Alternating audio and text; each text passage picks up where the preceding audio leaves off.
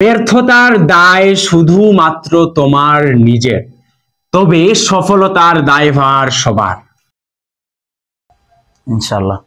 তো আমরা আকাইদ ফিকার সর্বপ্রথম মান বন্টনটা একটু আলোচনা করে নিব, কারণ মান বন্টন যদি আমাদের জানা না থাকে তাহলে কিন্তু আমরা এলোমেলো হয়ে যাবে আমাদের পড়া। এই জন্য পড়াটা গুছিয়ে নিতে অবশ্যই আমাদেরকে মান বন্টনটা জানা থাকা লাগবে।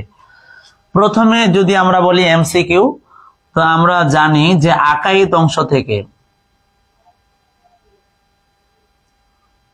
অংশ থেকে আমাদের 12টা এমসিকিউ থাকবে। এই 12টা এমসিকিউ থাকবে।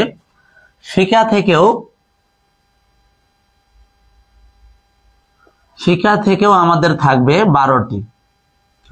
এরপরে আমাদের উসুলুল ফিকা যেটা আছে,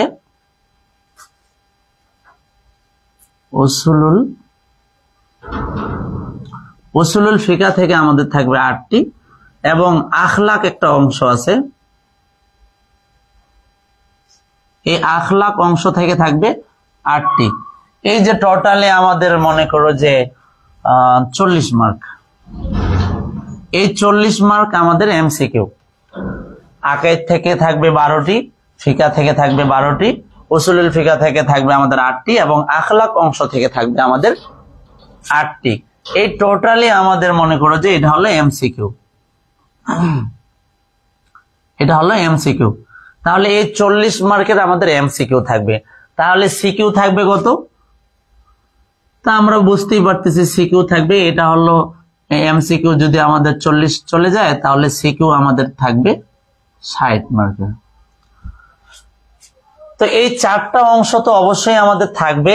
আকাইদ থেকে সিকিউ থাকবে, সৃজনশীল থাকবে তোমাদের 2টা, আর দিতে হবে একটাই অবশ্যই 10 মার্ক। 10 মার্ক করে আমাদের সিকিউ গুলিটা আমরা জানি।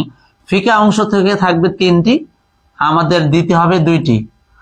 আর উসুলুল ফিকা থেকে থাকবে 2টি, দিতে হবে 1টি।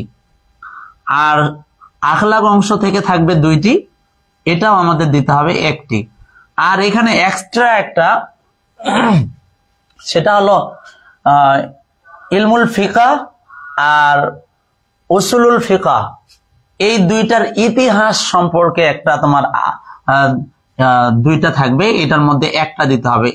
এটা তোমার এক্সট্রা একটা, যে ফিকা বা উসুলুল ফিকা এর ইতিহাস, কেমন করে উসুলুল ফিকা জন্ম হলো বা কিভাবে এটার আমাদের জানা প্রয়োজনীয়তা কি, এই বিষয়ে ইতিহাস সম্পর্কে একটা সৃজনশীল আমাদেরকে করতে হবে। তাহলে এই যে আমাদের মনে করো টোটালে 1 2 3 4 5 6টা আনসার করতে হবে। তাহলে 6টা আনসার করলে আমরা 60 মার্ক পেয়ে যাব। আর এইদিকে আমাদের দেওয়া থাকতেছে কয়টা? 2 4 6 8 9 10 11। 11টা সৃজনশীল দেওয়া থাকবে। এই 11টার ভিতরে আমাদের আনসার করতে হবে 6টির। এই 6টিতে আমাদের 60 নাম্বার। আর এই যে এমসিকিউ এদিক রয়েছে 40 মার্কের, সেটা হলো আকাইদ অংশ থেকে 12টি, ফিকা অংশ থেকে 12টি, উসুলুল ফিকা থেকে 8টি, আর আখলাক অংশ থেকে 8টি।